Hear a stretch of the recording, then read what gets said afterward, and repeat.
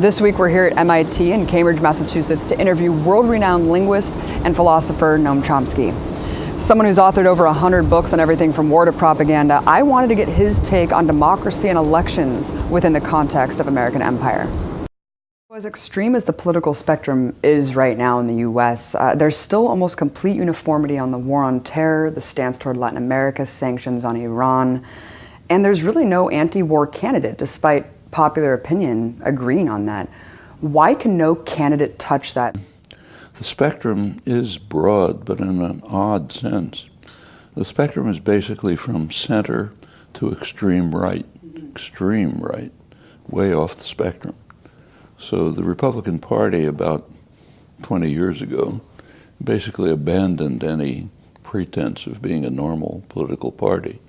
In fact, distinguished, respected conservative commentators from the American Enterprise Institute, right-wing think tank, like Norman Ornstein, described the Republican Party as a radical insurgency, which has abandoned parliamentary politics. They just don't want anything to happen. Their only policies are don't do anything or bomb. That's not a political party. It's what happened is that the party, during the whole neoliberal period, both parties shifted to the right, as everywhere in the world, and the Republicans just went off the spectrum. They became so dedicated to the interests of the extreme wealthy and powerful that they couldn't get votes. So they had to turn to other constituencies, which are there, but were never politically mobilized. Christian evangelicals, nativists who are afraid they're taking our country away from us, people who are so terrified that they have to carry a gun into a coffee shop, and that's their base, essentially. And when you look at just take a look at the primaries. I mean, any candidate who has a semblance of rationality is not even competing. So that's the Republicans. The Democrats have shifted to the right as well. Today's mainstream Democrats are pretty much what used to be called moderate Republicans. Somebody like Eisenhower, for example, would be considered way out on the left. So, for example, Eisenhower strongly made it very clear, as he put it, that anyone who questions the programs of the New Deal is just not part of American political life. Well, by now that's a left-wing program. It's basically Bernie Sanders' program. Yeah. That's Eisenhower. So the spectrum just is, it's true that it's broad, but in a very strange sense. As far as anti-war candidates are concerned, you have to ask what it means. So, for example, Obama is considered an anti-war candidate. He described the Iraq War as a mistake, a strategic blunder, as he put it. I mean, that's like Russian generals in Afghanistan in the early 1980s who criticized the invasion as a strategic blunder. That's not criticism of the war, it's saying you're making a mistake. The debate about the Obama's is running a global terror program of a kind that has never been envisioned before, the drone program. It's now being discussed to an extent because of recent leaks, but the questions that are being raised overwhelmingly, I mean, not by Jeremy Scale and Glenn Greenwald, but by most of those who are talking about it, is are you killing too many civilians? What about just assassinating people because you think someday they might want to harm you? I mean, suppose, for example, that Iran was murdering people in the United States because they think, with some reason, that they might want to harm them. For example, the editors of the New York Times and the Washington Post, who publish articles, op-eds, calling for bombing of Iran. So suppose they said, well, this is an imminent threat, let's kill them. Would we accept that? The idea that we have the right to use force and violence at will is accepted pretty much across the spectrum. Now take, say, the Iran negotiations. Virtually everyone, president, political leaders, commentators in the press, dovish commentators, almost universally say that if we unilaterally think we detect some Iranian violation of the agreements, then we have a right to use military force to attack them. I mean, that's just outlandish in terms of international law and practice, but it's universal, virtually universal. You have to go way to the margins to find somebody who'll question that. And there's not even a mild critique of the assassination program or even the war on terror, the premise, from any of these candidates. And every 4 years, we're made to feel like we're playing this great role, this great democratic practice, in decision-making where we celebrate electing these leaders who rule over us. I mean, how does power really function in our society? But there's very good studies of this from mainstream political science, nothing on the edges. So one of the main topics that's studied in academic political science is the relation between people's attitudes and public policy. And it's a pretty straightforward study. You see public policy, there's very good polling evidence on what people think about things. So for example, for about 40 years, a considerable majority of the public has thought that taxes should go up on the rich. Taxes go down on the rich. A substantial part of the public, often a big majority, thinks that we ought to have a national health care program. Nothing, impossible. In fact, when the press discusses this, they call it politically impossible, meaning the pharmaceutical companies won't accept it, the insurance companies won't accept it, and so on.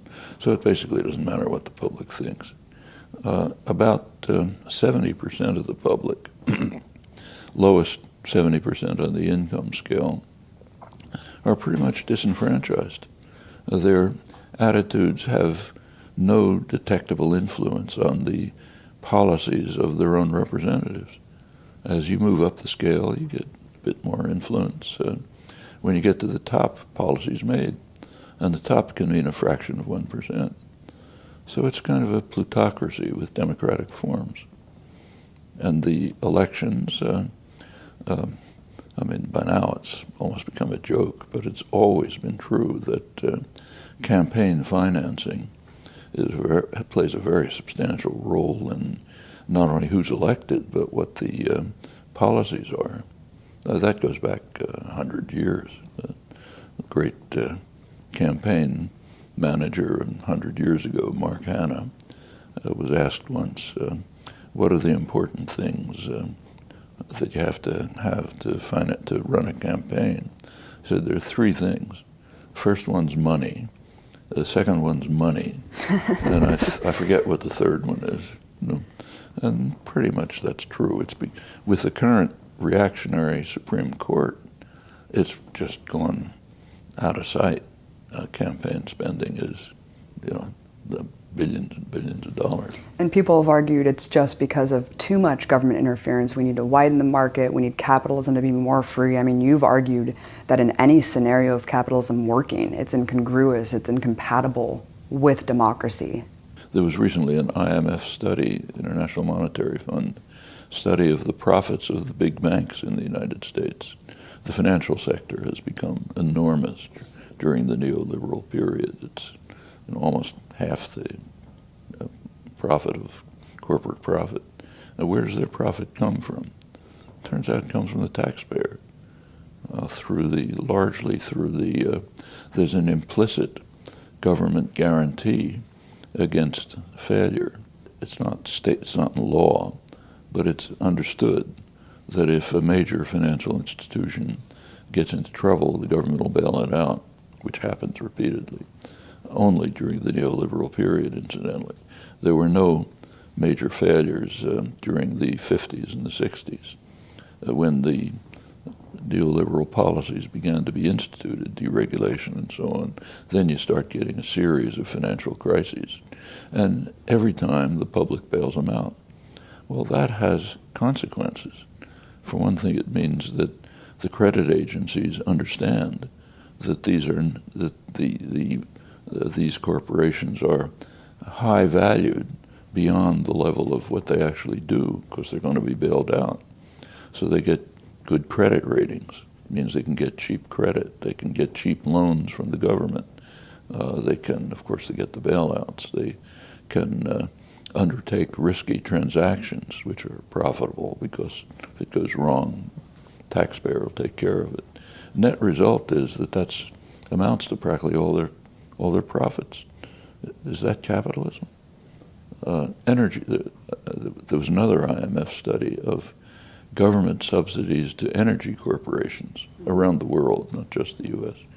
They estimated about, I think, $5 trillion a year, which includes the U.S., of course. Plenty of subsidies.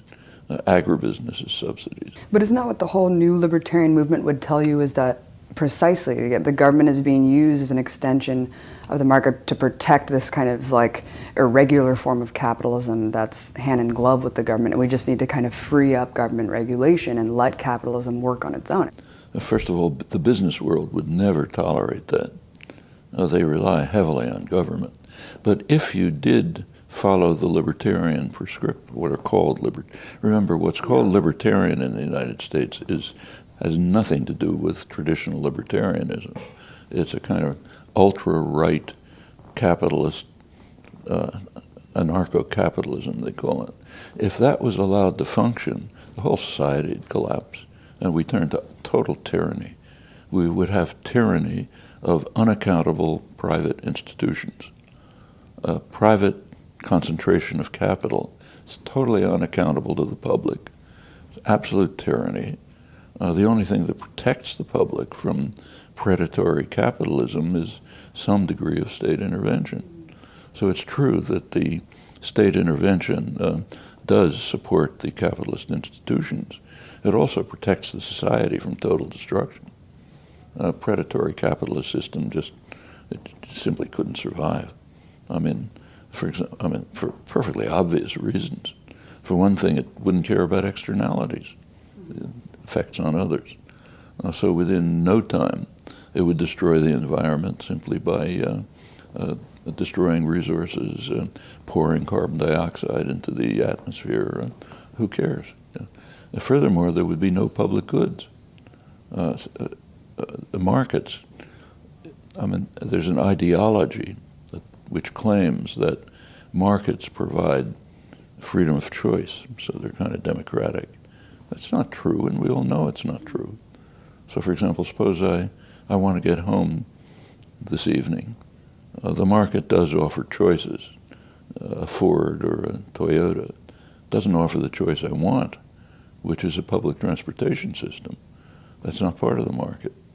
The market focuses you on individual consumption of consumer goods, period. Is that what you want in life?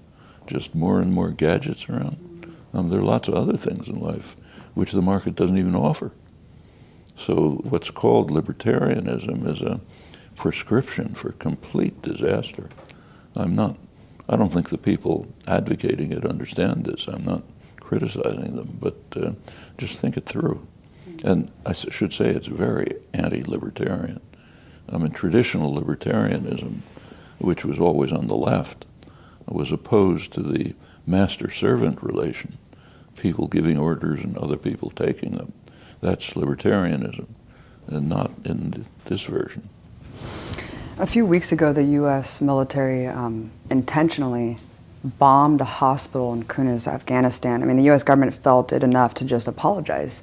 And there's people leaping to the defense of the establishment here, saying there must have been a good reason.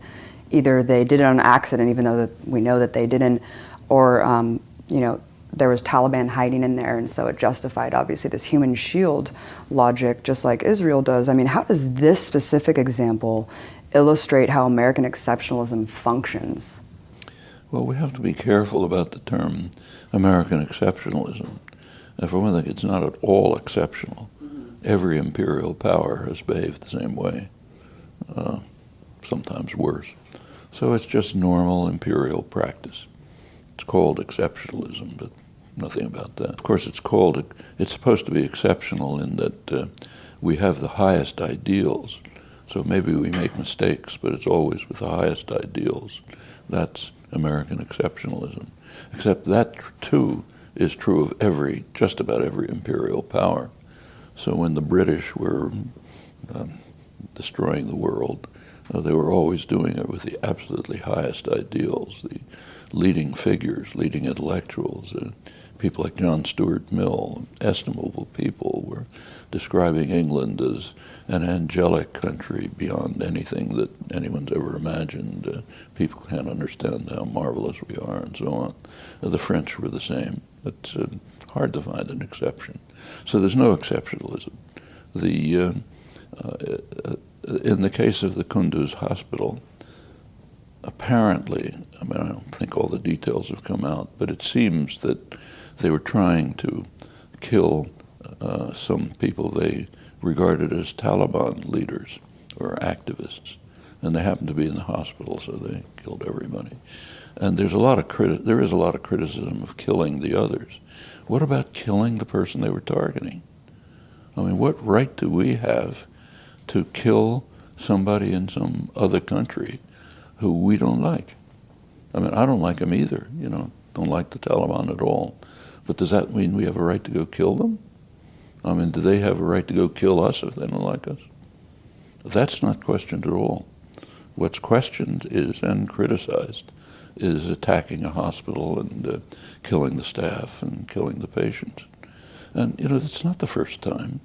So, for example, when the U.S., one of the lauded achievements of the U.S. Army in Iraq is the conquest of Fallujah in November 2004. Take a look at it. Just take a look at the New York Times, the days of the attack on Fallujah. The first day of the attack, there's a picture on the front page. I can practically visualize it, which is a picture of the General Hospital in Fallujah. Marines attacked the General Hospital, threw the patients off their beds, put them on the floor, put shackles around them, threw the doctors on the floor. Attacking a hospital is a gross violation of international law. But they were asked, why did you attack it? They said because it was a propaganda agency for the rebels.